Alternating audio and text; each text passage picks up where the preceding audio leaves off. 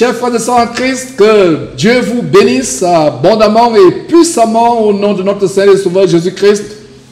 Je rends grâce à Dieu en ce grand jour de l'an de grâce 2025, plus précisément le vendredi, le 8 août de l'an de grâce 2025, en cette grande journée où nous sommes sur le point d'ouvrir formellement, officiellement, si je puis dire, les rencontres des disciples de Christ dans ce beau village de la commune de Saint-Gabriel, dans la province du Québec au Canada. Quel beau pays, le Canada, la verdure, et vraiment, je rends grâce à Dieu de ce qu'on a pu, par la grâce de Dieu, avoir ce domaine, avoir ce logis où nous aurons nos 3 jours de rencontre. Aujourd'hui, vendredi 8 août, demain, samedi 9 août, on clôturera dimanche soir par la grâce de Dieu.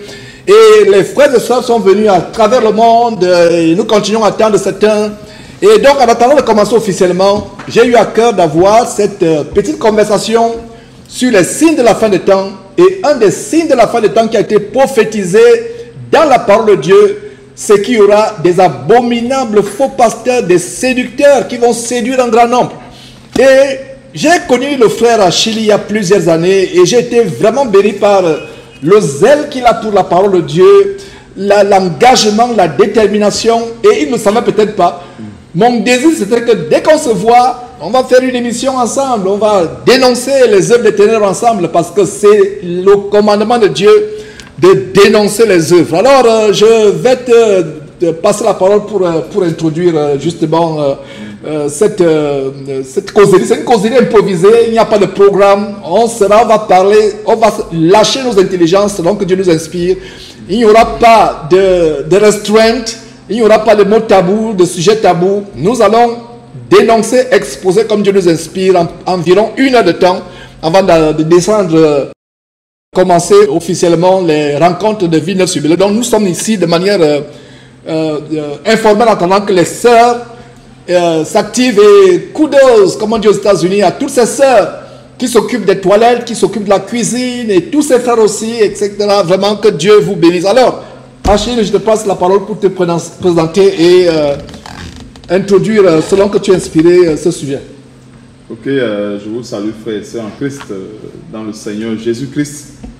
Je voulais d'abord remercier notre bien-aimé frère Georges qui m'a passé la parole pour cette causerie. Cette causerie qui vise non seulement à conscientiser le peuple de Dieu, mais aussi également à édifier ce peuple qui a besoin de l'eau vive, qui a besoin de la vraie source, la vraie source de la parole de Dieu. Parce qu'aujourd'hui, malheureusement, nous vivons des temps où cette vérité, elle est calomniée, cette vérité n'a plus de repères. Donc, il est question justement pour nous aujourd'hui d'exposer en toute simplicité les vertus de cette parole. Parce qu'en fait, la parole de Dieu a aussi également ses vertus. Comme toute chose a des vertus, la parole de Dieu a des vertus. Afin qu'on ne puisse pas s'éloigner non seulement du standard, mais du véritable référentiel que nous avons reçu par la foi, c'est-à-dire cette parole pure, cet évangile pur, véritable, qui repose justement et essentiellement sur la sanctification, sur la repentance et sur le pardon des péchés. Donc, avant de commencer, j'aimerais tout d'abord convier tout le monde à se prosterner devant le Seigneur. Nous allons nous prosterner devant le Seigneur afin de remettre toutes choses entre les mains de Dieu, comme la parole de Dieu nous recommande. Quoi que nous fassions en parole ou bien en œuvre, nous faisons tout au nom de notre Seigneur, Seigneur Jésus-Christ. Bien aimés frères et sœurs, je vous convie à remettre ces moments entre les mains de Dieu avant de commencer. Prions. Éternel notre Dieu, nous te bénissons, nous te rendons grâce, Seigneur Dieu, pour ce partage improvisé. Oh Seigneur Dieu, tu sais, je n'étais pas prêt, je n'avais pas prévu cela, mais Seigneur, tu as voulu que je puisse, Seigneur Dieu, prendre la parole aujourd'hui afin d'exposer l'évangile, afin d'exposer ta parole à ton peuple, ce peuple qui a besoin de cette parole, ce peuple qui a soif de recevoir de cette eau vive. Seigneur, je te prie afin que, Seigneur Dieu, que par ma bouche, Seigneur Dieu, tu puisses t'adresser à quelqu'un aujourd'hui. Je me remets complètement entre tes mains, car j'ai la foi que c'est toi qui parleras en moi, et je fais taire mon intelligence. Je fais taire ma chair, je fais taire, oh Seigneur Dieu, tout ce qui ne te glorifie pas. Oh Seigneur Dieu, je te remets le studio, je te remets encore, Seigneur Dieu, le local, le logis où nous sommes. Seigneur, merci encore une fois de plus de protéger tout ce lieu, protéger encore, Seigneur Dieu, les appareils, protéger la connexion, afin que tout se passe pour ta gloire. Je veux encore, Seigneur Dieu, te remercier encore, Seigneur Dieu, pour la santé des uns des autres, que ce soit sur le plan physique et spirituel, car sans cette santé, autant pour moi, on ne peut rien faire du tout.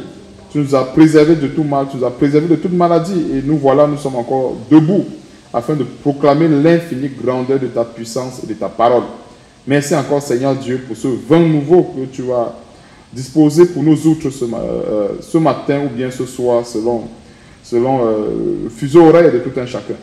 Nous te bénissons encore, Seigneur Dieu, pour ces rencontres que tu as permis par ta grâce, et surtout que la gloire et l'honneur, que toute la gloire, que tout l'honneur te revienne en toutes choses, et c'est dans le nom puissant et merveilleux de notre Seigneur et Sauveur Jésus-Christ que nous t'avons ainsi prié. Amen. Amen, amen. Waouh, quel beau temps. Il faisait chaud, mais c'est comme si subitement Dieu est en train d'envoyer la brise pour nous refroidir un peu.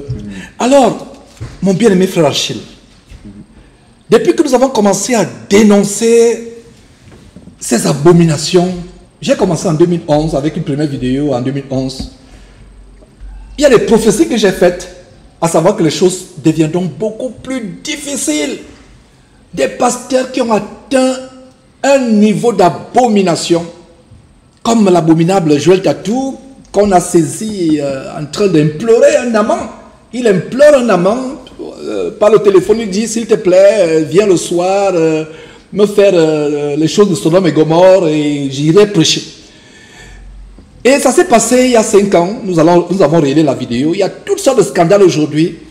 Ces faux pasteurs qui assassinent leurs femmes, qui mangent la chair humaine, qui doivent faire des choses abominables, des choses de Sodome et Gomorrhe avec d'autres hommes, pour avoir le pouvoir, pour avoir la puissance de la main qui fait tomber les gens.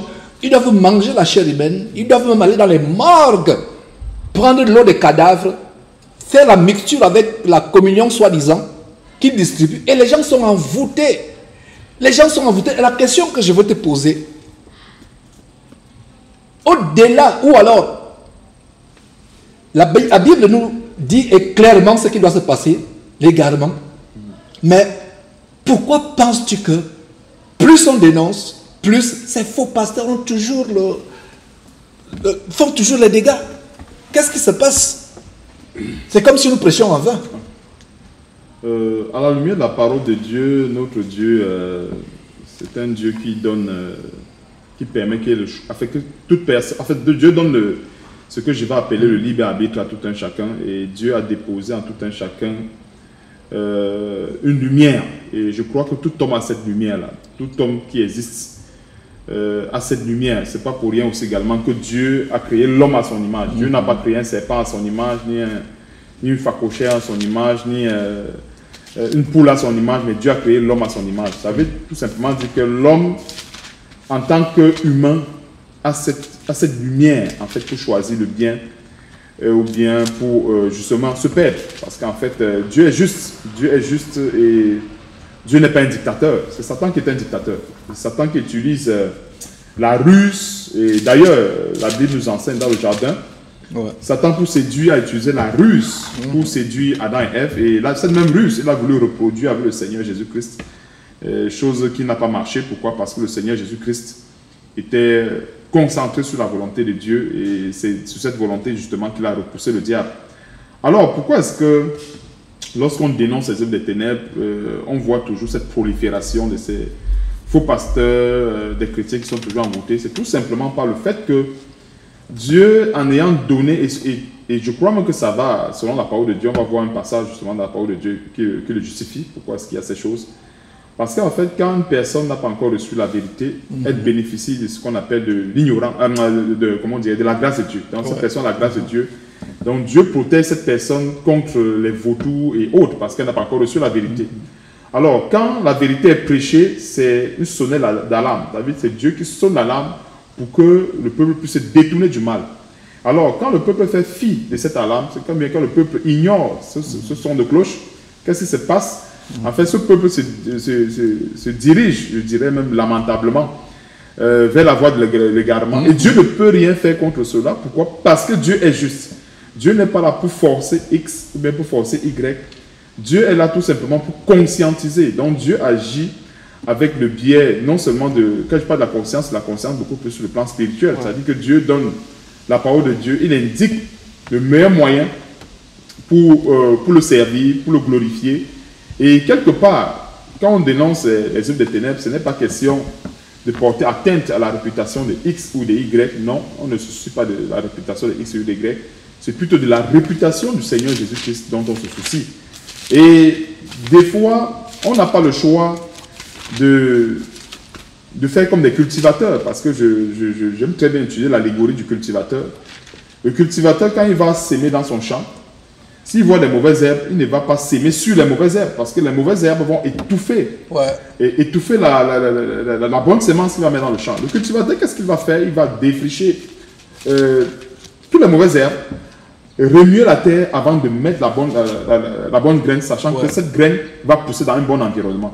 En fait, c'est ça, en fait, l'œuvre de la dénonciation. Et la parole de Dieu, c'est aussi également un tout. Ce que je veux dire, la parole de Dieu, c'est un tout, dans le sens où nous faisons chaque chose comme il faut et comme Dieu le recommande. Et c'est pas pour rien que Jérémie avait reçu dans Jérémie chapitre 1, verset 10, il avait reçu ce... Je pensais justement à ce verset à l'instant même, et c'est la preuve que nous sommes en communion. Je pensais à ce verset. Et en passant, pendant que Achille se prépare à nous lire ce verset, depuis des semaines, ça fait des mois où chaque dimanche, nous partageons ensemble les merveilleuses, extraordinairement grandioses révélations du livre de Jérémie qui met à nu les choses que nous vivons aujourd'hui. Jérémie était le précurseur des abominations que nous...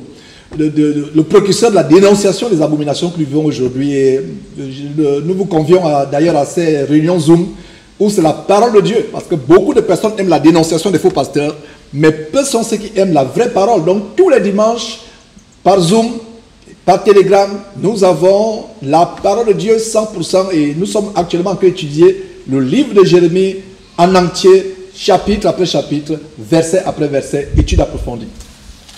Donc, bien mes frères et sœurs en Christ, tournons nos Bibles dans Jérémie chapitre 1. Et beaucoup peut-être peuvent se poser la question en disant, bon, c'est dans l'ancienne alliance. Et je reviens là-dessus dans quelques instants. Terminons d'abord Jérémie chapitre 1. Jérémie chapitre 1, on va commencer à partir... c'est tellement intéressant ce livre. Et je propose qu'on commence à partir du verset 4, parce que j'aime très souvent... qu'on voit l'origine des choses, parce qu'on est arrivé à telle situation, parce que ce n'est pas de la volonté de Jérémie. Donc on va voir là où ça a commencé. Jérémie chapitre 1, à partir du verset 4. Je vais lire au nom de notre Seigneur Sauveur Jésus-Christ. La parole de l'Éternel me fut adressée en ces mots. Donc c'est la parole de l'Éternel, ce n'était pas la parole de Jérémie. Donc la parole de l'Éternel me fut adressée en ces mots. Avant que je t'eusse formé dans le ventre de ta mère, je te connaissais, et avant que tu fusses sorti de son sein, je t'avais consacré, je t'avais établi prophète des nations. Il y a un grand détail ici, c'est que Jérémie, depuis le ventre de sa mère, avait été consacré. Il avait été établi prophète des nations. Prophète des nations pour faire quoi? Pour annoncer la volonté de Dieu, pour annoncer les oracles de Dieu, c'est-à-dire cette parole puissante. C'est ça qu'on appelle l'oracle de Dieu, les paroles puissantes du Seigneur. Alors, verset 6. Je répondis, ah Seigneur éternel, voici, je ne sais point parler car je suis un enfant. Et l'Éternel me dit, ne dis pas, je suis un enfant, car tu iras vers tous ceux auprès de qui je t'enverrai, et tu diras tout ce que je t'ordonnerai. Alors, tout ce que nous voyons ici, ce sont les ordonnances de Dieu, ce ne sont pas les ordonnances d'un homme. Donc, ce qu'on va lire déjà, c'est l'ordonnance d'un homme, ce n'est pas l'ordonnance, du frère Achille que je suis, ni du frère Georges, mais c'est l'ordonnance de Dieu. Donc, il faut déjà que nous devons comprendre ce contexte. Alors, verset 7, et l'Éternel me dit, ne dis pas que je suis un enfant, car tu iras vers tous ceux auprès de qui je t'enverrai, et tu diras tout ce que je t'ordonnerai. Donc, c'est l'ordre de Dieu, ce sont les ordonnances de la part de notre grand Dieu. Verset 8, ne les crains point, car je suis avec toi pour te délivrer, dit l'Éternel. Et Dieu est en train de préparer Jérémie ici Parce que normalement, quand on proclame la vérité, c'est normal qu'on reçoive des attaques, Tout qu'on à fait. reçoive Les menaces de flèches, mort. les menaces de mort, des flèches de... Voilà, ils amènent nos photos chez les sorciers, ils programment des accidents de circulation, des meurtres, etc. Sans te couper. Oui, c'est justement normal. Et la voie de la vérité, c'est une voie qui sera toujours combattue. Et raison pour laquelle la Bible dit que cette voie, elle est étroite. Alors, verset 9. Puis l'Éternel étendit sa main et toucha ma bouche. Et l'Éternel me dit, voici, je mets mes paroles. Et j'aime bien ce possessif de mais. C'est pour dire en fait que les paroles que Jérémie prononce, ce ne sont pas ses paroles à lui, ce sont les paroles de l'Éternel. En fait, c'est Dieu qui parle. En fait, Jérémie n'est qu'un vase que Dieu remplit pour son peuple. Alors, verset 10, voici ce que Dieu dit. Regarde, je t'établis aujourd'hui sur les nations et sur les royaumes. Et en passant, la parole de Dieu, elle a été, en fait, la parole de Dieu, je prends toujours la parole de Dieu comme les articles de loi. Sans la parole de Dieu, rien ne devait exister. C'est-à-dire que même les plantes, même les oiseaux, y compris nous-mêmes. Tout, en fait, la vie humaine, la vie des... Je vais globaliser. La vie des êtres vivants sur la terre est régulée par la parole de Dieu. Ouais. Et la parole de Dieu, c'est un très grand élément régulateur de la vie, que ce soit de la vie humaine, que ce soit de la vie des êtres vivants.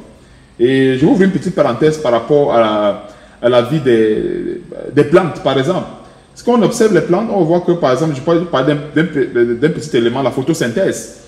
Les plantes ont cette capacité que Dieu leur a donnée d'absorber en journée le gaz carbonique qui est le CO2 et de restituer de l'oxygène. C'est pour ça qu'en fait, on peut aller se reposer à l'ombre d'un arbre et on reçoit cet air pur-là qui nous rafraîchit et autres naturellement. Et cette photosynthèse, c'est une allégorie de l'ordre de Dieu envers l'arbre.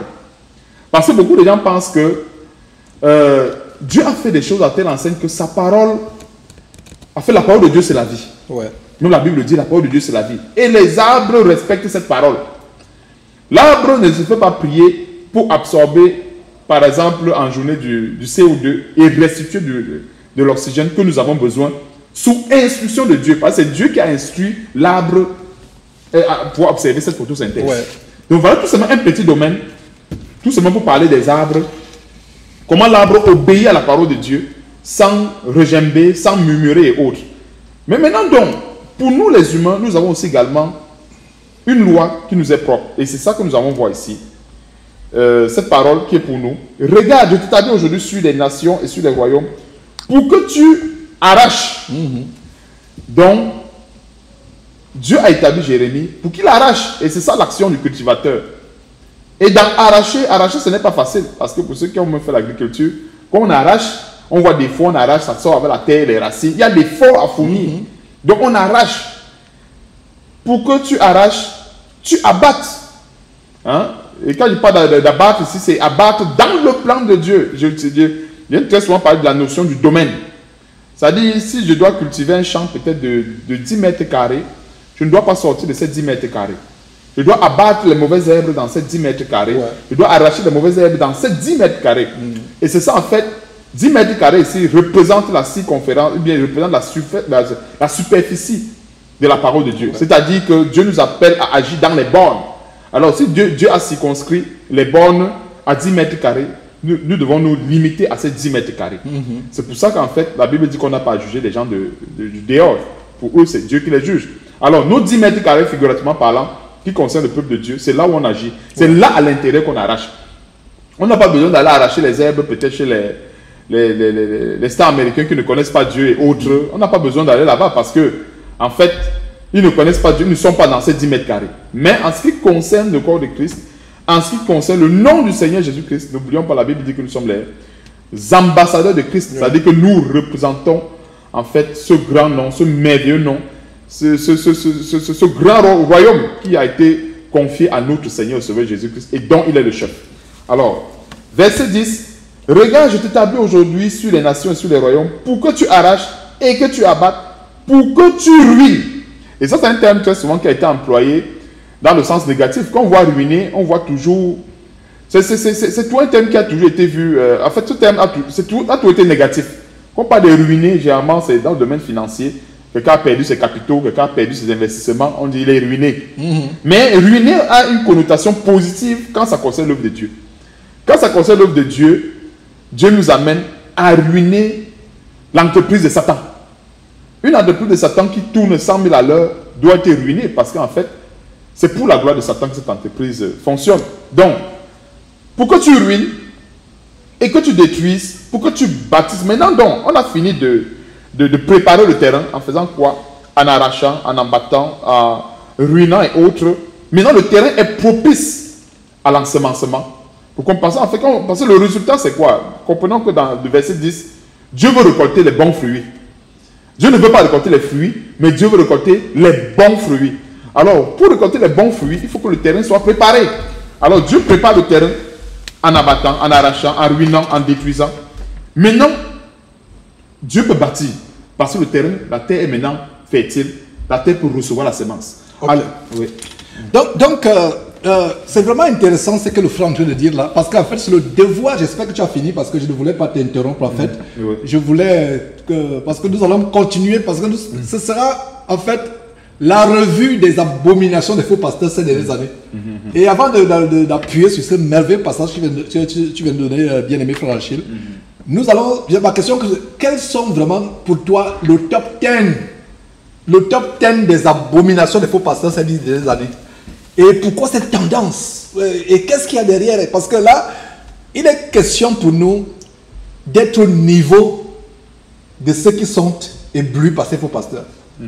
Parce que vous pouvez leur enseigner la parole de Dieu matin, midi, soir.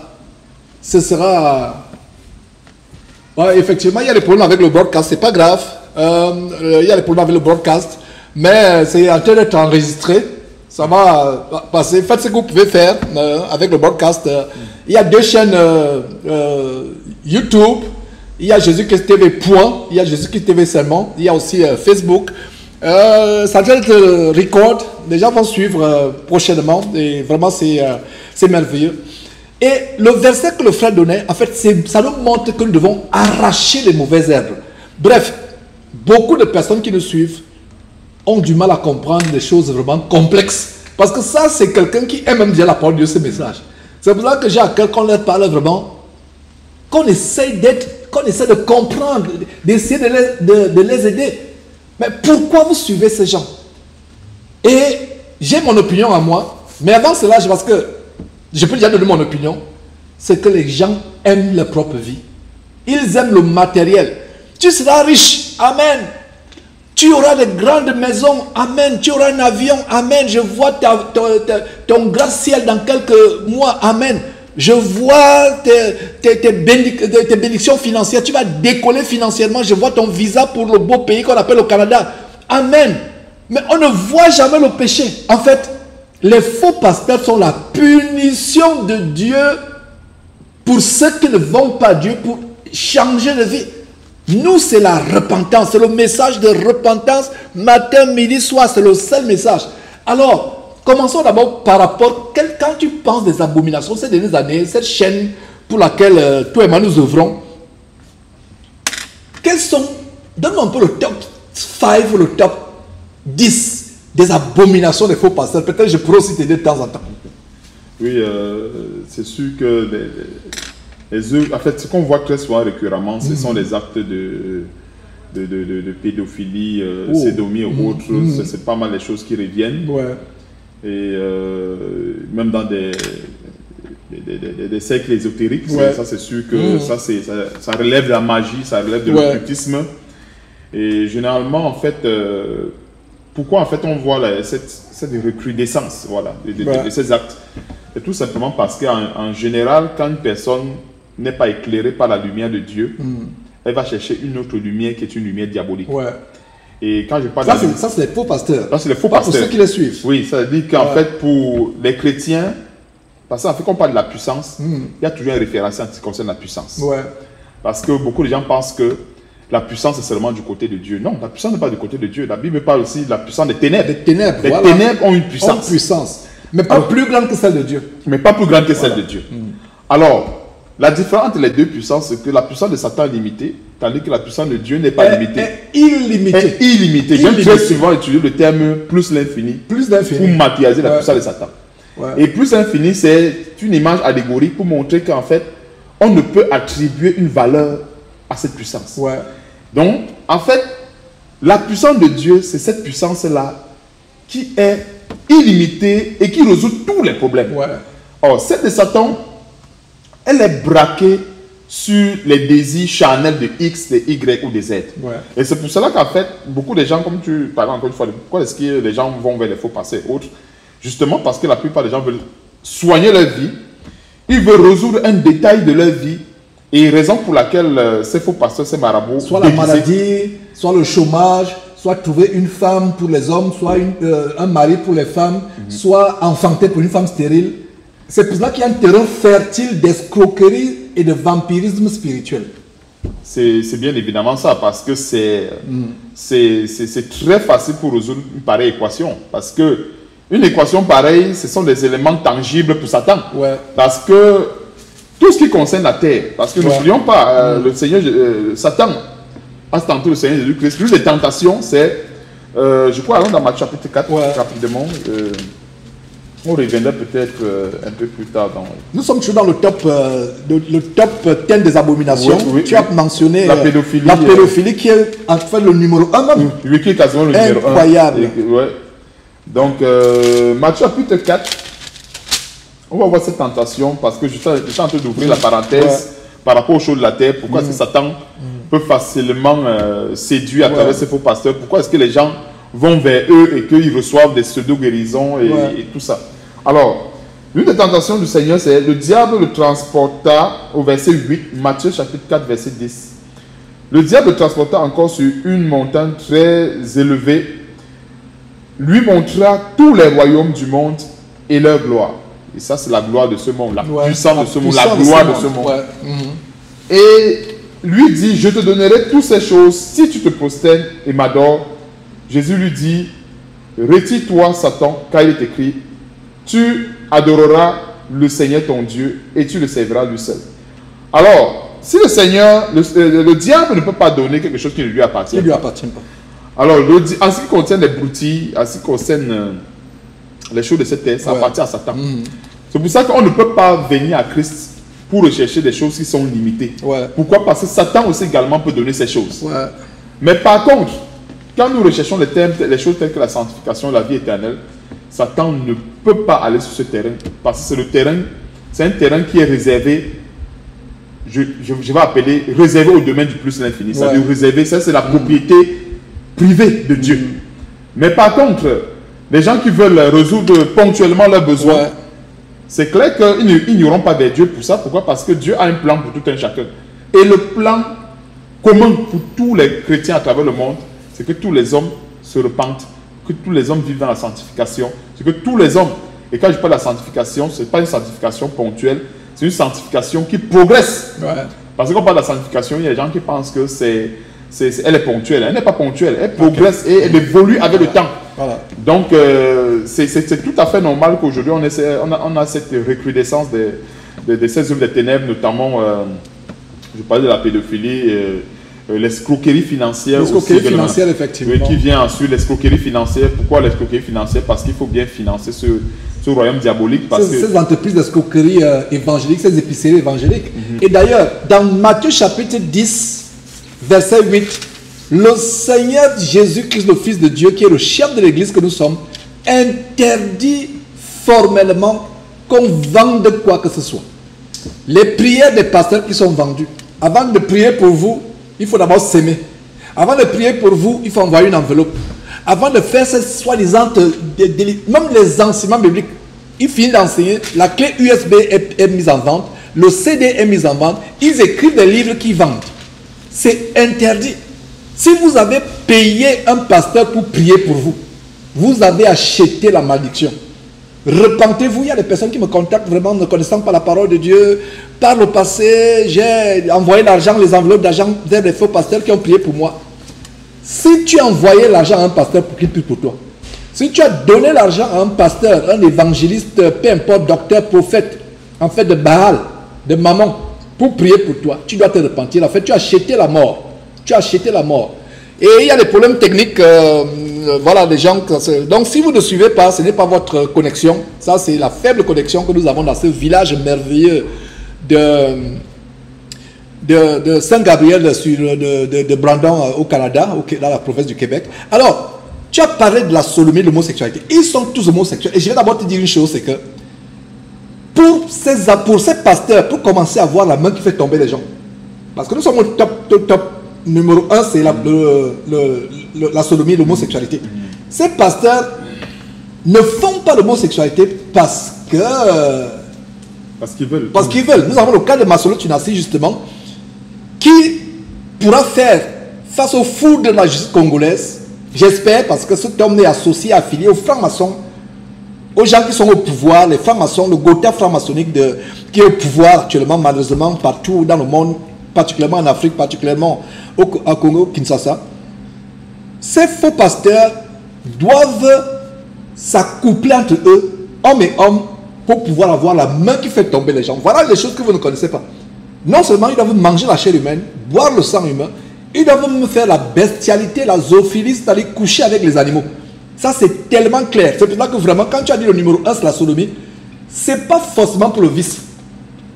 Certains sont vicieux, certains sont pervers, il y a un démon de lubricité, un démon de homosexualité en eux, mais certains le font par que faire. Par exemple, il y a cette rumeur, elle reste à vérifier cependant, bien que le fait que le propre frère, beau-frère de Masolo Tunasi, vienne dévoiler que Masolo Tunasi a fait tuer sa femme en Turquie au motif, selon les paroles du beau-frère, du propre beau-frère, la sœur de la défunte Blanche Tunasi, que leur sœur aurait découvert que Masolo Tunasi entretenait une relation avec un homme qui est son mari.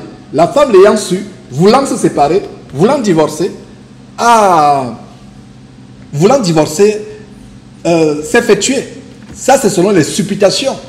Et en passant, dès que je retourne au Texas par la grâce de Dieu, je vais faire depuis mon bureau une vidéo où je montre de manière comparative les flagrantes contradictions de Masolo Tunasi, comment il se contredit. Alors, c'est pas par hasard, tout le monde n'a pas préparé cette émission. Tu ne savais même pas qu'on devait avoir l'émission. J'étais surpris, je crois, il y a quelques heures, que nous allons faire une émission ensemble. Et un bon guerrier du soldat, un bon soldat guerrier du Seigneur Jésus, qu'est-ce que tu es? On est prêt 24 heures sur 24 heures. Donc, déjà, merci pour cela. Alors, c'est pas par hasard que tout le monde ne s'est pas préparé. Tu as parlé de l'homosexualité. Tu ne l'aurais pas dit il y a 15 ans, il y a 20 ans. Mais aujourd'hui, tout pasteur qui fait tomber les gens couche avec un homme. Je vous assure que je ne mens pas. Pour recevoir la main qui fait tomber. Et selon les rumeurs que nous avons du côté de Kinshasa, et ces rumeurs restent encore à vérifier, et je ne fonde même pas sur les rumeurs. Je savais il y a 10 ans que Masolo Tunasi était un pervers, un franc-maçon. Les gens me lançaient les pierres. Mais aujourd'hui, d'autres viennent me dire que sur les réseaux sociaux, non, Georges, vraiment, on te demande pardon, on s'excuse, etc. Donc il y a l'homosexualité. Nous voyons l'église de Christ envahie par l'abomination de l'homosexualité. On a vu Jésus qui va monter une vidéo de Béni-In et son amant sodomique, son amant Christoyakilomé, dans une boîte de nuit, en train de s'embrasser, en train de faire des choses terribles. C'est vraiment terrible, mes frères et sœurs, l'abomination que nous avons aujourd'hui dans cette fin de temps. Et il y a la sodomie de manière rituelle, pour avoir le pouvoir, parce que quand ils vont chez les marabouts, les marabouts leur font faire des choses terribles. En fait, les marabouts ne sont que les canaux pour les démons. En fait, c'est les démons. Les marabouts sont les middlemen. Les marabouts sont des personnes qui mettent, c'est pour ça qu'on parle de medium en anglais, medium. Ça veut dire que les marabouts sont là pour mettre en contact les hommes avec les démons. Donc, chaque fois que vous allez chez un marabout, soit pour vouloir enfanter, ou trouver un travail, ou passer un concours, ou un examen, vous allez chez un marabout pour qu'on vous travaille le crayon, le stylo, ou pour pouvoir avoir le visa pour voyager, vous allez consulter un marabout. Sachez que le marabout que vous contactez vous met en contact avec les démons. Pourtant, ce marabout vous aide à avoir de l'argent. Lui-même, il est pauvre. Oui. Vous devez encore le payer. Il vous donne là, vous allez vers lui pour avoir le baccalauréat ou la licence ou la maîtrise ou le doctorat. Aucun de ces enfants n'a même le certificat. Aucun de ces enfants. Pourquoi? Parce que Il connaît les esprits auxquels il vous a... Lui-même, il ne voulait pas s'associer à ces esprits-là. Les esprits impurs qui vous donnent les choses. Ah, je vous assure que le payback est mauvais. Le payback, c'est quoi? C'est que vous allez payer. C'est pour ça que ces marabouts, voilà, je vous révèle un grand secret. Donc, je ne vais pas me reposer la parole, bien-aimé Achille. On a parlé de la sodomie. Et avant de, justement, de la main qui fait trembler les gens, il semblerait, c'est les témoignages qui sont là, les langues commencent à se délier, principalement au sujet de Masolo Chinassi, qui veut ma mort personnellement. Ce monsieur, est-ce que vous saviez, je le dis publiquement, Masolo Chinassi a envoyé les flèches contre moi. Mystiquement, elle traverse ma maison, elle m'effleure. J'ai le gilet pare-balles en Christ Jésus. Christ est le meilleur gilet pare-balles. On envoie les fusils nocturnes, les missiles nocturnes, même de jour. La Bible dit en Somme 91 que Dieu nous protégera de la flèche qui vole de jour. Je vous assure qu'il faut un courage pour dénoncer ces faux pasteurs. Et ce courage est fondé sur le fait, sur quoi? Notre assurance que nous avons la plus grande puissance qui est infinie, qui vient de Dieu par son Fils Jésus-Christ. Donc, continuons avec le top 10. Ok, donc je parlais de l'escroquerie financière et autres parce que vu que le royaume de Satan est tourné sur tout ce qui est terrestre et tout ce qui est terrestre subsiste par le terrestre. Donc je vais dire ça de manière plus simple. Tout ce qui est terrestre subsiste par le terrestre et ce qui est céleste subsiste par le céleste. C'est-à-dire en fait le royaume de Dieu, il est du ciel. C'est pour ça que j'aime très bien ce détail, le royaume des cieux. Donc ça subsiste par les principes du royaume également. Alors, je parlais de l'escroquerie financière associée à cela. Il y a aussi également de la débauche, hein, de la débauche sexuelle, des adultères, la fornication à outrance. Justement, pourquoi? Parce que j'avais constaté qu'en fait, tous ces gens, en fait, c'est une question la puissance, c'est une question de référentiel. C'est-à-dire, celui qui veut aller au plus haut degré avec Satan doit salir son âme. Voilà, je vais utiliser cette expression. Doit salir son âme. Alors, plus il salit son âme, plus il a des grades dans le royaume des ténèbres. Alors, celui qui veut aussi également aller plus loin avec Dieu doit sanctifier. C'est le concret, ce sont des principes contraires. Pour Dieu, c'est la sanctification. Pour Satan, c'est le péché. Donc, le sataniste ou bien ceux qui n'ont pas choisi la voie du Seigneur Jésus-Christ, y compris les faux pasteurs qui sont des marabouts aujourd'hui déguisés, doivent salir leur âme avec tout genre de péché pour avoir des grades, versus le chrétien qui doit se sanctifier. C'est pour ça que j'aime très bien ce verset d'Apocalypse. Il dit que celui qui est saint se sanctifie encore. Parce qu'en fait, cette sanctification, elle doit aller crescendo, elle doit aller de l'avant. Et en allant de l'avant, la personne est élevée par le Seigneur. Donc, voilà un peu de manière brossée les péchés qui sont récurrents. Et parlant de la débauche de la sanctification, c'est pour ça que je parle souvent d'église bordel, d'église boîte de nuit. La musique au centre. Et il y a ce pasteur justement, parce que c'est un peu une émission aussi récapitulative de ces années de dénonciation. Si certaines choses te reviennent à l'esprit, ce sera intéressant que les auditeurs aient ces morceaux choisis. C'est abominable. Il y a Nana Bonsang.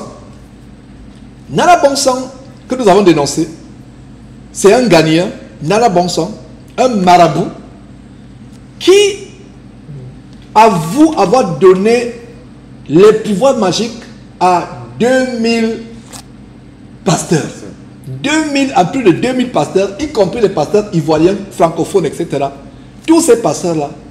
Et il est venu, on l'a interviewé à une télévision, il dit, mais vos pasteurs-là, c'est des rigolos et gigolos. Rigolos.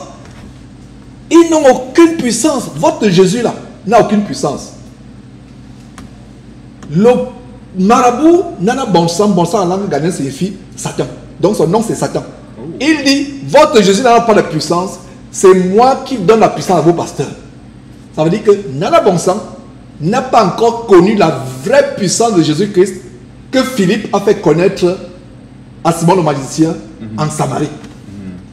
Pourquoi les marabouts féticheurs sorciers comme Nana Bonsang ne voient pas la puissance de Dieu? Parce qu'ils ne sont pas encore tombés sur quelqu'un qui leur montre la puissance de Dieu. Et c'est pour cela que l'un des versets au thème de cette causerie, c'est que le nom de Dieu est blasphémé parmi les païens à cause de ces faux pasteurs. Donc on parle de la débauche, la musique au sein de la débauche, l'accoutrement impudique des femmes au cœur de cette débauche. Il y a l'autre fireman, fireman, ou l'homme de feu, je ne sais pas, un autre bandit, faux pasteur bandit vampireux du Nigeria. Lui sélectionnait d'abord les affiches, les grands panneaux publicitaires à travers Lagos, c'était quoi? Nous avons les filles sexy, hot girls. Nous avons les filles hot, les filles sexy. Venez dimanche, vous allez trouver les filles sexy. Elles sont habillées comme les prostituées. Est-ce que tu penses qu'entre une prostituée et une chrétienne aujourd'hui, il y a une différence? Non, il y en a pas. Une chrétienne mainstream. Oui, je comprends, oui. Ouais. Non, pas vraiment. Non, il n'y a pas. Il n'y a pas. Parce que on va regarder les choses comme Dieu. On va regarder les choses avec les yeux de Dieu. Parce que aujourd'hui, quand on parle de prostituée, beaucoup de gens s'attendent à voir une femme au poteau, bien dans des maisons. Au bord de rue ou dans les endroits ténébreux. Non, ça c'est moi, j'appelle ça. Ces femmes sont en détresse. Pour la plupart, il y a d'autres qui veulent nourrir les enfants. Voilà. C'est la détresse. Voilà. Bon, la prostitution telle que la Bible décrit, c'est le fait d'avoir abandonné Dieu. Ouais. Parce que quand le peuple abandonne Dieu pour se tourner vers d'autres dieux, Dieu appelle ça la prostitution. Ouais. Alors, il y a plusieurs échelons de prostitution. Donc, le premier échelon, qui est le plus grand échelon, c'est déjà le fait d'avoir abandonné Dieu. Ouais. Et l'autre côté, cette prostitution qui est, bon, ça c'est beaucoup plus parlant des chrétiennes qui ne sont pas encore véritablement affermies ou qui n'ont pas encore atteint ce degré de sanctification. Ouais. C'est le fait d'utiliser ce corps qui est le temple du Saint-Esprit comme le temple du péché, c'est-à-dire le temple de Satan. Ouais. Alors, en utilisant comment dire, en profanant autant pour moi, l'utilisation de ce temple, elle est en train de se prostituer. Et j'ai découvert aussi également dans la parole de Dieu qu'en fait, il y a cette prostitution qui est légalisée à travers le monde. Et cette prostitution, c'est quoi? C'est la légalisation, entre guillemets, même dans les maisons des parents, du copinage. Du copinage. Je crois qu'il y a un verset qui le précise dans l'Ancienne Alliance. Ouais. Une femme qui avait connu un homme dans la maison de son père, la Bible dit qu'elle s'est prostituée. Donc la Bible ne va pas dire que non, elle a connu l'homme. Non. Dieu appelle ça. Parce qu'aujourd'hui, il y a des termes pour embellir le péché. On va dire, bon, elle a connu l'homme dans la maison de son père, alors que Dieu va dire, elle s'est prostituée. Elle a connu l'homme, c'est comme si c'était dans un cadre sain. Parce que, on va dire peut-être qu'une femme a connu l'homme dans le cadre du mariage. C'est tout à fait normal parce que c'est le cadre propice pour connaître l'homme. Et parlant de la banalisation du péché, il y a une sœur, l'une des sœurs avec qui nous avons été vraiment, une des sœurs qui nous ont reçus ici. Vraiment, on a été tellement bénis par, d'ailleurs, sa transformation. Elle a erré à gauche, à droite, etc. Et elle m'a donné un détail de comment elle travaillait dans un comité, une organisation catholique qui avait pour but de changer la Bible et de changer le mot péché par limitation. Donc d'enlever, d'effacer carrément le mot péché dans la Bible et de mettre par limitation. Oh, je suis en train de mentir, je suis un meurtrier. Par exemple, telle personne qui est homosexuelle va dire non, je ne suis pas, c'est pas un péché, j'ai une limitation. C'est une limitation. Et ça m'a tellement choqué. Et elle s'est repentie. Quand elle et moi on causait avec l'autre, je disais vraiment, elle a eu le cœur brisé quand elle a connu la vérité. Qu'elle contribuait à un projet macabre de diluer la parole de Dieu, d'effacer tout verset qui parle de péché, de remplacer pour limitation. Donc, au lieu de dire que Jésus-Christ est venu pour vous délivrer de vos péchés, il est venu pour vous délivrer de vos limitations. Et pourquoi limitation? Pour ne pas choquer les gens. Parce que quand on dit tu es un pécheur ou tu pêches, c'est choquant. On va dire non, frère Achille, tu as des limitations. Travaillons sur ces limitations. Et voilà ce que le diable a en train de faire. Et parlant de l'habillement, je vous assure que vous, faux sœurs en Christ, qui vous habillez comme des prostituées, comme si vous sortez tout dans les maisons de bordel, des bordels, autant pour moi. Laissez-moi vous dire que, et on a découvert quand tu dis Jérémie que, quand Dieu voulait punir une femme, Dieu la dénudait. Donc ces femmes qui se dénudent, et tu m'as dit une chose que vraiment, et moi j'ai vu ici au Canada, on pensait pouvoir baptiser à une plage, je rentre dans le lieu, peut-être on n'aura pas de baptême, mais on pensait, toi et moi on est parti hier, trouver un endroit de baptême, et le seul endroit de baptême disponible, quand on regarde, c'est les femmes nues. J'ai dit, frère, ce n'est même pas possible qu'on vienne baptiser une seule âme ici, devant cette scène de nudité. Et j'ai amusé les sœurs qui étaient à la cuisine, les sœurs étant que ça était à la cuisine à Chine. Je ne sais pas si tu étais là, je les ai amusés en disant que, quelque part, je me dis, les gens comme Elon Musk, qui envoient les fusées, etc., ils ne font pas les bonnes inventions. Moi, j'ai souvent pensé à une... Bon, moi, ça me fait sourire. J'ai toujours pensé à une invention où je vais tenter un fouet. Un fouet qui ne blesse pas, mais qui pique quand même un peu. Un petit fouet invisible. Quand un fouet, le fouet les petits fouets invisibles partout dans les rues, dans les marchés, quand la robe est au niveau du tibia, ok, c'est fine. Mais quand la robe est au niveau, ça donne le petit fouet invisible et si tu ne couvres pas, ça ne fait que te fouetter. Donc quand tu couvres, tu vois que ça se sait. Donc quand le dos ouvert, le ventre ouvert, tu sors quand tu es en cuisse, etc. Les seuls sont, elle avait les larmes aux yeux, Non, c'est en fait, parce qu'à un moment, on voit la nudité partout. Oh, que les hommes souffrent. C'est pour ça qu'aux États-Unis, là-bas, je t'expliquais qu'aux États-Unis, il y a des meurtres. Un homme qui voit une femme courir dans un sous-bois, comme ici. Elle a le collant, elle est nue. Mais l'esprit d'impurité va entrer dans le monsieur et le monsieur va violenter la femme et la tuer. C'est comme cela. Et ce n'est pas le monde, c'est ces habillements qu'on voit dans les églises à Chine. C'est ça. C'est ce qu'on voit dans les églises. Et c'est aussi motivé par le fait que dans la plupart des religions, la plupart des faux pasteurs, je crois que le terme n'est pas sorti au hasard, veulent adapter l'évangile au monde. C'est-à-dire qu'en fait, ce qu'ils prêchent, la plupart de ces pasteurs prêchent le monde. Ils mettent un peu le vernis de Christ pour que, bon, on puisse dire au moins que, bon, le nom de Jésus-Christ est prêché. Et comme d'ailleurs même l'apôtre Paul avait évoqué ce détail, qu'en fait, il y a des gens qui prêchent le Seigneur Jésus-Christ par envie, par motif de concurrence et autres. D'autres pour leur ventre, comme un morceau de pain. Ils fuient le chômage. Beaucoup.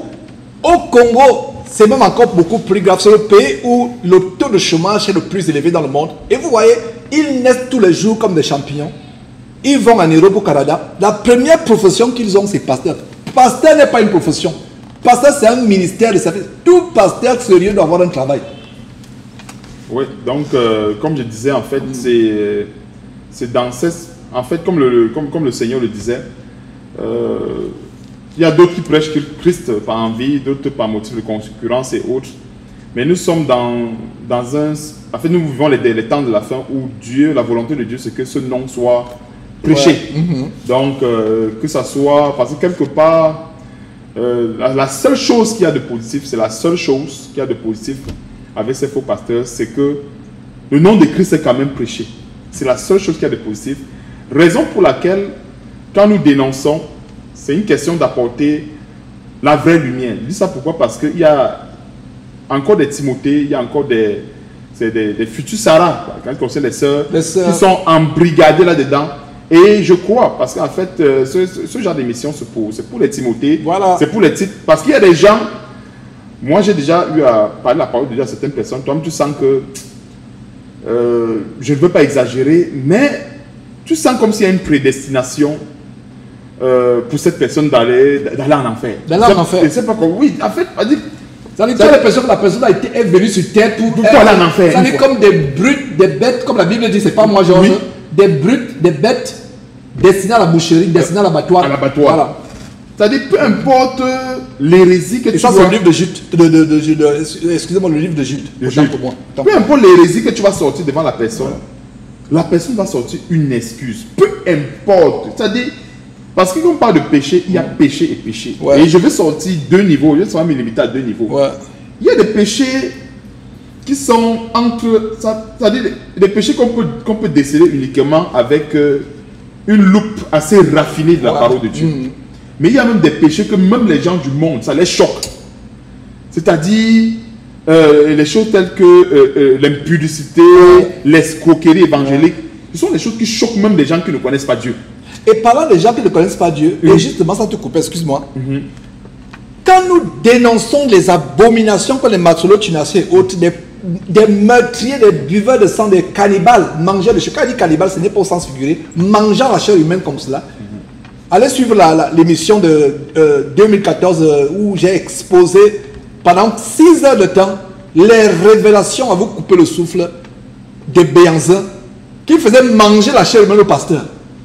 Il faisait que les pasteurs tuent les bébés vivants, manger leur chair pour avoir le pouvoir. Il y a eu même un bâtiment conçu au Nigeria. Quand on a déterré, il y a eu une alerte. Quelqu'un a alerté la police que non, il y a des choses criminelles qui se passent dans ce bâtiment. Et on a détruit, rasé carrément le bâtiment, pour ne pas dire l'épicerie évangélique, pseudo-église, Achille. On a montré des cadavres dans les fondations.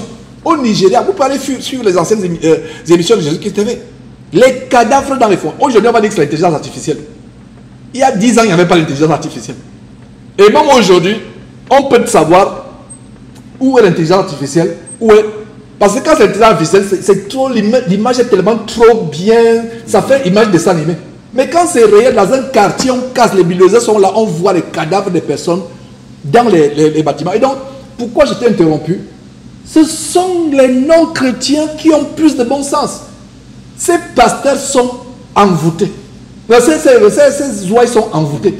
Et je vais te poser une question, la réponse est évidente. Pourquoi penses-tu qu'ils sont envoûtés? Pourquoi penses-tu que on peut leur montrer une vidéo de comment leur passant que manger un bébé vivant? Ils vont dire qu'on c'est pas vrai, qu'on dénonce. Je sais que la réponse est évidente pour toi, mais j'aimerais que tu donnes la réponse. Pourquoi ces gens sont à ce point envoûtés? Tu as la réponse, mais donne cette réponse aux auditeurs qui nous suivent. Donc on va tourner nos Bibles dans 2 Thessaloniciens chapitre 2. On va voir nos réponses.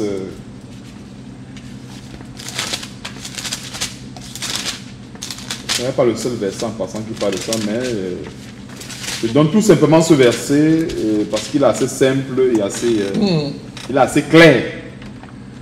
Pourquoi est-ce qu'on peut exposer les œuvres des ténèbres d'un faux pasteur et que les oies continuent à le suivre et que les oies continuent à faire comme si de rien n'était? Ouais. Donc, c'est 2 Thessaloniciens chapitre 2, à partir de, commençons à partir du verset 7, parce que le Seigneur, ça c'était l'apôtre Paul qui s'adressait aux Thessaloniciens en ce qui concerne le mystère, autant pour moi, de l'iniquité. Donc, verset 7, car le mystère de l'iniquité agit déjà, il faut seulement que celui qui le retient encore ait disparu, et alors paraîtra l'impie que le Seigneur Jésus détruira par le souffle de sa bouche et qu'il anéantira par l'éclat de son avènement. Verset 9, l'apparition de cet impie se fera par la puissance de Satan avec toutes sortes de miracles, de signes et de prodiges mensongers. Donc, c'est qu'on peut constater au verset 9. Je parlais tantôt, je parlais au début de la puissance de Satan. Et quand on parle de puissance, parce qu'il y a très souvent des faux pasteurs qui aiment souvent parler de la démonstration de la puissance. Pour moi, j'ai très souvent m'attelé sur le terme référentiel. C'est quoi la référence de la puissance? Parce que Satan a une puissance également. Et la puissance de Satan fait aussi également tomber. La puissance de Satan apporte la guérison. Mais sauf que la guérison de Satan, c'est pour enlever quelque chose. Donc Satan déplace. Donc Satan va enlever, par exemple, le mal de tête. Il va mettre un cancer. Un accident de circulation. Ou bien il mettra un accident de circulation. Ou bien il va mettre la stérilité. Et on appelle ça l'échange spirituel ou le troc spirituel. Le troc spirituel. Donc il y a un troc spirituel qui se passe.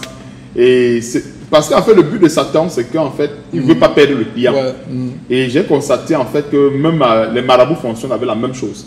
Vous allez constater que les personnes qui visitent les marabouts finissent par ne plus arrêter. C'est parce qu'il y a un troc. Si les gens devaient aller chez le marabout et que le lendemain, ils arrêtent d'aller chez le marabout, comment est-ce que le marabout va vivre? Parce qu'il faut bien qu'il y ait ce troc pour que le marabout, l'entreprise va continuer. En fait, j'appelle ça, c'est une entreprise de Satan. Donc, pour que l'entreprise fonctionne, il faut qu'il y ait des entrées. Les entrées, ça ne doit pas s'arrêter. Donc, l'élément sur lequel Satan s'appuie pour avoir des entrées, c'est le troc spirituel. Il enlève le mal de tête, il met l'accident de circulation. Après, la fracture est guérie. Après, c'est le cancer. Après, et ainsi de suite. Donc, le verset 9 nous fait comprendre ceci. La puissance de Satan avec toutes sortes de miracles, de signes et de prodiges mensongers. Mensongers. Donc, on parle de prodiges mensongers, c'est justement les faux miracles et autres. D'où le tour spirituel que nous sommes en train de voir. Alors, verset 10, avec toutes les séductions de l'iniquité, pour ceux, parce qu'il y a un détail ici, c'est pour ceux qui périssent. Et dans le contexte avec séduction, sans te couper, avec séduction, et on peut mettre musique mondaine, musique gospel, pseudo-chrétienne, habillement mondain, des églises avec les lumières aujourd'hui. Vous entrez dans une église, les lumières sont tamisées, avec toutes sortes de séductions, avec toutes les séductions. Donc, encercler toutes les séductions et énumérer les musiques dans ces églises-là. Oui. Les tambourinements, les gens disent qu'ils sont remplis du Saint-Esprit, ils ont la chair humaine. Ils ont la chair de poule. Ils ont la chair de poule, excusez-moi. Ce n'est pas la chair de poule qui est inspirée par le Saint-Esprit. Ça, c'est la chair, la séduction de la chair. On tambourine la batterie, vous commencez à dire que vous avez la chair de poule. La chair de poule, l'esprit est en train d'entrer. Ce n'est pas l'esprit, c'est même vous avez blasphémé. Les musiques mondaines qu'on chante, de mono chrétien, reggae chrétien, zouglav chrétien, tout ça chrétien. Et l'habillement solo chrétien, la musique solo chrétienne, le décor où il y a des lumières tamisées. Aujourd'hui, la tendance est que ces pasteurs ont des églises qui ont des lumières tamisées comme les boîtes de nuit.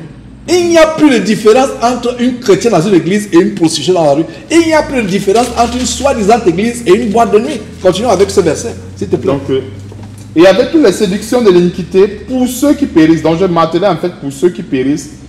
Les séductions, là, c'est pour ceux justement qui périssent. Malheureusement, on n'y peut rien contre cela.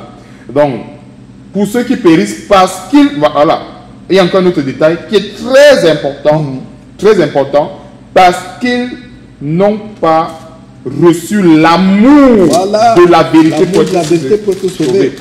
Et je vais beaucoup marteler sur... Donc ça, c'est la raison, sans te couper. Je vais préciser aux auditeurs que voilà une des raisons pour laquelle on peut montrer un pasteur avec leur bébé en train de vanter un bébé, de manger ses entrailles. Ils vont dire non. Parce que quoi? Ils n'ont pas reçu l'amour de la vérité pour être sauvés. Ils n'ont pas l'amour de la vérité. Et si on n'a pas l'amour de la vérité, on a l'amour de quoi? L'amour du mensonge. Amen. Et tout, ouais. Donc, parce qu'ils n'ont pas reçu l'amour de la vérité, je vais un peu décortiquer ce verset. L'amour de la vérité pour être sauvé. Qu'est-ce que j'entends par l'amour de la vérité? Je vais parler un peu avec les limites. Quand on parle de l'amour de la vérité pour être sauvé, c'est que il y a des gens qui m'ont très souvent dit qu'en fait, ils ont commencé à s'approcher du Seigneur par des enseignements, par exemple d'Ivan Castanou, de tel pasteur, Marcelo Tunassi et autres. Oui, c'est tellement, il y a des personnes peut-être qu'avant, ils ne connaissaient pas Dieu, ils étaient animistes et qu'ils ont entendu pour la première fois Ivan Castanou ou bien Marcelo Tunassi prêcher, ça les a motivés. En fait, ça les a permis de faire quand même un pas dans la bergerie. Mais il ne faut pas s'arrêter à ce pas. Parce que quelque part, quand Dieu dévoile les œuvres des ténèbres, c'est pour que la personne puisse upgrader son niveau. C'est-à-dire puisse augmenter sa foi. Donc, l'amour de la vérité pour être sauvé. Parce qu'il y a d'autres qui ont reçu peut-être l'amour de la vérité, mais ça n'a pas atteint ce niveau-là. Où ils sont sauvés. Okay. Donc, je donne un exemple. Une personne peut-être... il y a des gens, par exemple, qui ont quitté... qui ont quitté peut-être l'escroquerie flagrante dans le monde, mais que ils se sont convertis en escrocs dans le corps de Christ. Voilà, ou des marabouts. Ou bien ils sont plus marabouts. Comme un certain Teddy Essono, qui aujourd'hui trompe la multitude d'un Gabonais d'origine, Teddy Essono en France, qui était l'aide de camp d'un marabout, selon son propre témoignage. Aujourd'hui, il est devenu l'aide de camp indirectement des bandits vampireux comme Kangoka, Marcelo Tunassi. D'ailleurs, Achille, il a défendu le mariage blasphématoire, le nouveau mariage de Marcelo Tunassi, qui scandalise même les non-chrétiens. Il est venu défendre, il dit voilà, avec beaucoup de Russes. Donc voilà un exemple. Ok, comme je disais en fait, l'amour de la vérité pour être sauvé. Donc, il y a des gens peut-être qui ont reçu l'amour de la vérité, mais que ça n'a pas encore, peut-être cet amour de la vérité n'a pas encore atteint ce standard. Je dis ça pourquoi? Parce que la parole de Dieu, c'est niveau après niveau. Alors, il y a des gens peut-être qui n'ont jamais connu la vérité, qui n'ont jamais entendu parler de la parole de Dieu. La première fois qu'ils entendent la parole de Dieu, Oui, c'est bien.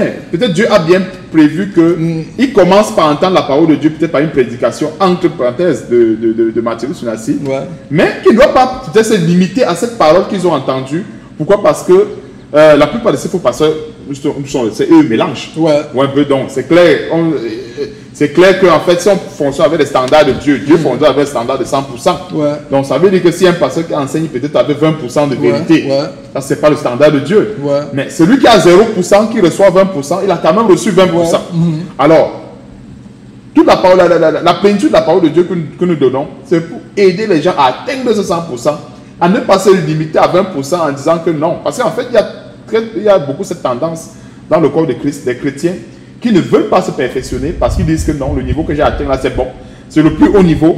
Et ça, c'est dangereux. Parce que le verset dit quoi? Ils n'ont pas reçu l'amour de la vérité pour être sauvés. C'est-à-dire que c'est cette vérité-là qui conduit le peuple vraiment au salut, et au vrai salut de Dieu. Alors, puisqu'ils n'ont pas reçu l'amour de la vérité pour être sauvés, qu'est-ce qui arrive? Dieu n'a pas le choix par son biais de la justice. Aussi, Dieu leur envoie une puissance d'égarement pour qu'ils croient au mensonge. Donc, il y a des gens, par exemple, qui ont peut-être renouvelé l'intelligence. Il y a peut-être des gens qui ont une bonne accoutrement extérieur, je ne dis pas peut-être pour les sœurs, qui ont peut-être renouvelé l'accoutrement à l'extérieur, et qu'à l'intérieur, il y a encore peut-être de la rapine, de la jalousie, l'insoumission au mari, ou l'insoumission aux parents, ou à l'autorité. À l'autorité, mais à l'extérieur. Ou la médisance. Mais à l'extérieur, quand même, elles s'habillent bien. Elles n'ont plus un accoutrement qui peuvent encore choquer la conscience humaine. Amener les hommes à aller en enfer, à pécher. Exactement, à pécher. Mais il y a encore ce péché-là dans le cœur qu'il faut extirper. Donc, c'est soit de l'homme, soit du côté de l'homme, soit du côté de la femme. C'est pour ça qu'en fait, l'eau de la parole de Dieu, c'est comme j'ai très souvent pris ça comme la toilette quotidienne. Si un homme arrêtait de se laver, à un moment donné, il y a la puanteur. Il y a la puanteur. Il y a la puanteur. Alors, quand on se lave chaque jour, c'est parce qu'on veut se rassurer qu'on est propre. On veut se rassurer qu'on ne nuit pas, par exemple, au prochain avec des odeurs. Et c'est la même chose. Il y a un verset qu'on a, je ne me rappelle plus le verset, et c'est par rapport à l'odeur. Nous avons une odeur spirituelle. Et c'est quoi l'odeur spirituelle? C'est en fait le témoignage de Christ que nous portons dégage une odeur. Et cette odeur peut être soit pestilentielle, soit tellement agréable. Ça dépend de notre vie de péché. Ou de vie de sanctification. Soit de notre vie de péché ou de notre vie de sanctification. Donc, en fait, c'est ça. Donc, aussi, Dieu leur envoie une puissance d'égarement. Qui envoie? C'est Dieu. Avec quel Dieu? C'est l'éternel Dieu tout puissant. Avec grand D. Avec grand D. Donc, c'est Dieu qui envoie une puissance d'égarement. Avant de continuer, voilà ma conclusion par rapport à ce verset. Les faux pasteurs sont la punition de Dieu pour ceux qui n'ont pas l'amour de la vérité, qui ont l'amour du mensonge. Dieu suscite les faux pasteurs. Et même dans l'Ancien Testament, Dieu disait aux prophètes que je leur susciterai, on a d'ailleurs vu ça dans le livre de Jérémie, je leur susciterai des faux pasteurs, des faux prophètes, selon leurs égarements, selon leurs convoitises. C'est ça. Donc, aussi Dieu leur envoie une puissance d'égarement pour qu'ils croient au mensonge. Verset 12, afin que tous ceux qui n'ont pas cru à la vérité, mais qui ont pris plaisir à l'injustice, soient condamnés. Dans leur condamnation, comme tu as dit, leur condamnation est arrêtée d'avance. C'est bien arrêté. Il y a beaucoup, malgré l'hérésie que tu les présentes, pour eux, non. C'est non, ils voulaient dire, non, ils voulaient, tu sens, c'est-à-dire, il y a des chrétiens qui mettent tous les efforts pour défendre le mensonge, pour défendre les hérésies. Quand c'est noir, c'est noir. Même si, et moi qui fais un peu des fois les travaux manuels, quand il y a une peinture des fois qui est noire sur le mur, si tu appliques même le blanc dessus, le noir apparaît. En fait, le noir est tellement fort que ça sort sur le blanc. Ça sort sur le blanc. Oui, j'ai dit ça en fait, pour ceux qui font les travaux manuels, ils vont très souvent comprendre cela. En général, si je parle du domaine de la peinture, on recommande jamais de mettre une couche qui va casser cette couleur-là. Avant de pouvoir mettre mettre le blanc dessus. Donc, il y a en fait, je peux juger et pour moi, même sur le plan spirituel, cette couche, c'est la repentance. Il y a les chrétiens qui viennent avec la saleté, la noirceur de la saleté des péchés et disent qu'ils sont chrétiens. Et ils mettent un vernis. Il y a toujours le noir qui va transparaître. avant de mettre cette couleur blanche, mets d'abord la première couleur de la repentance. La couleur de la repentance qui te lave, et maintenant tu peux revêtir Christ. Le blanc. Et non le revêtir Christ du bandit qui prépare la femme de Tunasi à être son esclave spirituel, qui dit que ok, je te donne mon manteau. Nous avons le manteau de Christ et c'est un manteau de sainteté, de sanctification qui dégage une très bonne odeur, vraiment l'odeur de sainteté, etc. Il nous reste quelques minutes parce qu'il y a des frères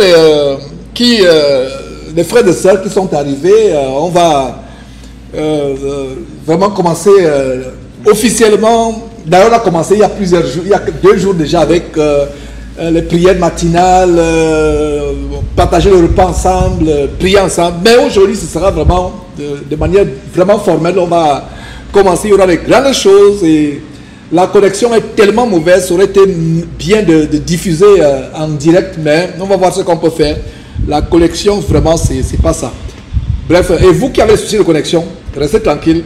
C'est en train d'être recorded, enregistré nativement. Donc, par la grâce de Dieu, l'enregistrement sera diffusé. Et il y a aussi une autre chose, puisque l'ex-wrap-up, parce que wrap-up, ça veut dire que, donc, essayons de conclure, là, nous courons un peu le temps. Il y a aussi l'idolâtrie de l'homme aujourd'hui. C'est l'un de mes constats. Et là, c'est même l'une des plus grandes abominations, parce que la Bible dit que tu adoreras ton Seigneur Dieu lui seul. Bon, bien évidemment, ici que son fils Jésus-Christ fait selon qui est le fils de Dieu et à l'image de Dieu. Mais aujourd'hui, le pasteur barre la voie à Jésus. Pour moi, je les appelle les barres Jésus. Donc, l'une des grandes abominations aujourd'hui, c'est que les soi-disant chrétiens envoûtés par ces pasteurs, ils sont prêts à te tuer quand tu attaques les pasteurs. Et je vais te dire à Chile, tout ce qui me suivait, les plus grandes attaques que je reçois, ce n'est pas de ces faux pasteurs. C'est leurs ouailles qui viennent comme des essaims d'abeilles, comme des chaldéens. Ils viennent comme des chaldéens, comme des essaims d'abeilles, pour attaquer, pour insulter, pour maudire. Mais quand quelqu'un insulte la Seigneurie de Jésus-Christ, personne n'est insensible. Vous voyez pourquoi? Je vous explique ma fougue. Achille le sait, mais je vous le dis publiquement. Ma fougue, c'est que ne t'attaque pas au bon nom du Seigneur Jésus-Christ. Ne blasphème pas le nom du Seigneur Jésus-Christ. Parce qu'il a dit que le bon nom de Jésus-Christ est blasphémé parmi les païens. Mais si quelqu'un le blasphème, je ne vais pas le rater. Mais cette ouaille envoûtée, il ne se soucie pas de la Seigneurie du Seigneur Jésus-Christ. Insulte Jésus-Christ, ce n'est pas le problème. Mais insulte ma soeur Tunasi, insulte Katani, Kamouka, alors, oh là là, c'est grave. C'est un problème. Je ne sais pas s'il y a autre chose par rapport à ces abominations. Peut-être qu'on pourra faire une autre partie, si Dieu nous permet. Mais je suis content de ce qu'enfin, ce n'est pas tous les jours qu'on vient au Canada. Ça fait 14 ans après que j'ai commencé ce ministère. Il y a des frères qui me suivaient depuis le Canada en 2011. 2012, 2013 et suivants, que j'ai rencontré ici. 14 ans plus tard, 12 ans plus tard, 10 ans plus tard que je rencontre des frères et sœurs. Quel bonheur! Et il y a tellement de choses à dénoncer. Est-ce qu'il y a autre chose vraiment qui est patent comme abomination par rapport à les abominations de ces faux pasteurs dans cette fin de temps? Il y en a tellement. Ces abominations vraiment s'élèvent jusqu'au ciel. Bon, ce que je voulais dire, en fait, tu as parlé de l'idolâtrie. Je veux développer juste en quelques minutes, quelques 2-3 minutes pour l'idolâtrie. En fait, j'avais constaté en fait que ce culte de la personnalité, c'est un esprit qu'il y a dans le monde. Ouais. Ou un peu, c'est l'esprit qu'il y a dans le monde. Et pourquoi ce culte de la personnalité? C'est tout simplement question d'entretenir ce que je vais appeler un climat de la crainte de l'homme. Il y a beaucoup la crainte de l'homme. Et la Bible dit à passage que la crainte de l'homme est dangereuse parce qu'elle tend un piège. Voilà, donc il y a ce détail sur la crainte de l'homme.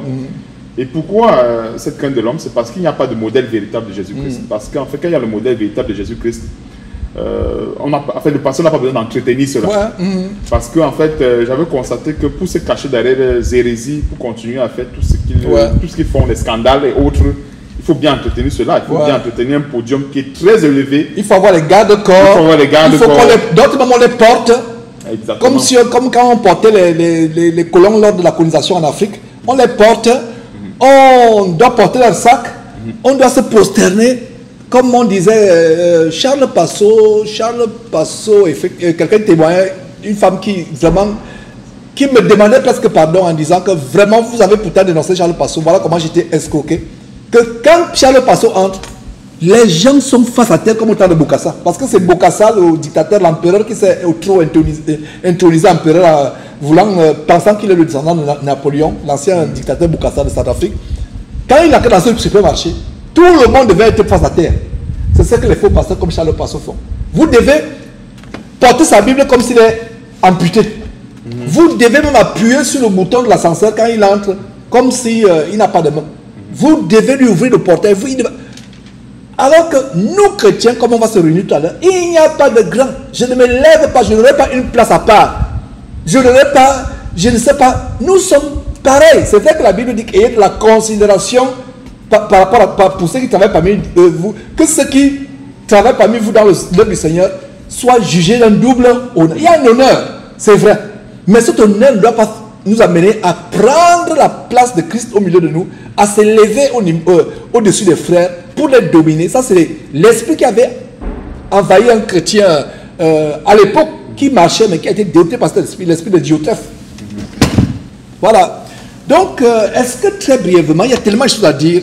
Quand je parle vraiment des faux pasteurs, chacun a reçu son ministère. Il y a d'autres qui ont reçu un ministère vraiment pour enseigner, pour exposer les Écritures. Mais aujourd'hui, le thème, c'était exposer les vrais pasteurs, exposer les faux pasteurs et vous montrer le vrai pasteur. Parce que justement, il y a des gens qui disent comme Georges, tu ne fais que dénoncer depuis des années. Montre le vrai pasteur. Mon travail, ce n'est pas de vous montrer l'homme. Mon travail, c'est de vous montrer le seul vrai pasteur qui est Jésus-Christ qui a traversé les cieux. Je peux vous décevoir un jour. Priez pour que je ne me déçoive pas. Achille peut vous décevoir un jour. Priez pour qu'Achille ne vous déçoive pas. Tel ou tel va vous décevoir. Mais Jésus ne vous décevra jamais. Il y a un cantique que nous chantons. Ton pasteur peut te décevoir. Ton apôtre peut te décevoir. Même ta mère peut te décevoir. Mais Jésus est fidèle. Amen. Ton père peut te décevoir. Ton épouse peut te décevoir, même ton mari peut te décevoir, mais Jésus est fidèle. Donc tous les hommes de cette terre, même un ami intime peut te décevoir. Jésus ne te décevra jamais. C'est pour cela que ce ministère s'appelle pas Achille TV Ministry, pas Georges Namba Ministry TV, mais c'est Jésus-Christ TV, la télévision pour vous amener à vous attacher non pas à un homme, à vous attacher à Jésus-Christ, à Jésus-Christ. Je voulais te passer la parole pour donner quelques conseils donneras-tu à ces personnes qui continuent à suivre ces faux pasteurs. Je pense que j'ai commencé déjà. Termine et on va mettre fin à cette réunion. Okay, le conseil que je peux donner à tous ces gens qui continuent à les suivre, et surtout, je veux beaucoup plus m'atteler sur les Timothées, sur ceux qui recherchent vraiment la vérité. C'est les potentiels Timothée. Les potentiels Timothée, les potentiels Tite et Sarah, à ce qui concerne les femmes. Dorcas, Sylvie, Lydie et autres. Ouais. Donc c'est de s'attacher fermement à la parole de Dieu, d'examiner les Écritures comme les Juifs des Bérets pour voir si ce qu'on les enseigne est exact et de ne pas dire Amen à tort et à travers, parce qu'il y a aussi cette recrudescence de Amen. Il y a même des pasteurs même qui disent, quand ils prêchent, ils réclament même des Amen déjà. Et ça, dites Amen, dites Amen. Ouais. On ne doit pas dire Amen à un homme. Et tu devais faire un enseignement là-dessus. Oui. Tu ne l'as pas fait encore. Tu devais faire un enseignement sur le danger de dire Amen à tort à travers. Oui. Des fois, quand vous dites Amen, vous portez l'abomination sur votre conscience, sur votre famille, sur votre corps. Un pasteur vous enseigne le Kundalini, il vous enseigne la magie avec un petit vernis de biblique, etc. Vous ne savez pas que c'est le Kundalini, c'est le yoga, ou c'est la 4e dimension de Yong Sho, le bouddhisme qui vous enseigne. Vous dites Amen, alors que vous dites Amen au vaudou, à la cabale juive, au Kundalini. Ne dis pas Amen si tu n'as pas vérifié si cela est écrit dans la parole de Dieu et vérifier que non seulement c'est écrit, qu'il ne fait pas une interprétation tordue ou particulière. Ouais. Donc c'est ça. Donc parce qu'il y a des pasteurs aujourd'hui, oh je veux te maudire, Amen. Bah, j'essaie d'extrapoler un peu. Voilà, tu n'as pas donné ta dîme depuis 5 jours, Amen. c'est devenu tellement banal et j'ai compris que la plupart des choses de Dieu, tout ce qui concerne la sainteté de Dieu a été banalisé aujourd'hui. C'est un plan de Satan. Travesti. Ça a été traversé aujourd'hui. Pourquoi? Parce que c'est un plan de Satan. Parce que il y avait une technique, c'est une très belle image que le Seigneur me donnait à ce moment. Il y avait une technique quand j'étais au Cameroun. On passait dans des zones marécageuses pour pêcher des poissons. Et l'une des techniques qu'on employait, c'était de salir l'eau. On entrait dans l'eau, on piétinait avec les pieds, on salissait l'eau. Et l'objectif c'était de faire quoi? C'est d'embrouiller les poissons. Quand les poissons sont embrouillés, même avec les mains, tu les attrapes. Donc c'est une image que vous avez venue dans les santé. Et une très très très grande image. Donc on entrait dans l'eau, quitte le marécage. Parce que quand le poisson te voit comme ça, non, tu ne peux pas l'attraper. Même avec la... Non, il va fuir. Mais quand on salissait l'eau, les poissons étaient en débandade. Donc ça faisait que c'était facile de pêcher. Et tu plongeais la sèche comme ça, tu pouvais au moins attraper moins un ou deux. Alors que quand l'eau est claire, non, tu ne pouvais pas. C'était impossible. Alors c'est le même principe que Satan utilise aujourd'hui avec ses oreilles pour amener la majorité, bien plusieurs en enfer. C'est de pervertir l'évangile. Parce que quand la parole de Dieu, l'évangile est perverti, les gens n'ont plus de repère. Parce qu'aujourd'hui, tu demandes à un chrétien, c'est quoi ton repère? Le repère de tel, ça va être Kanguka. Le repère de tel, ça va être tel pasteur. Le repère de tel, ça va être Marcel Tunasi. Le repère de tel, ça va être...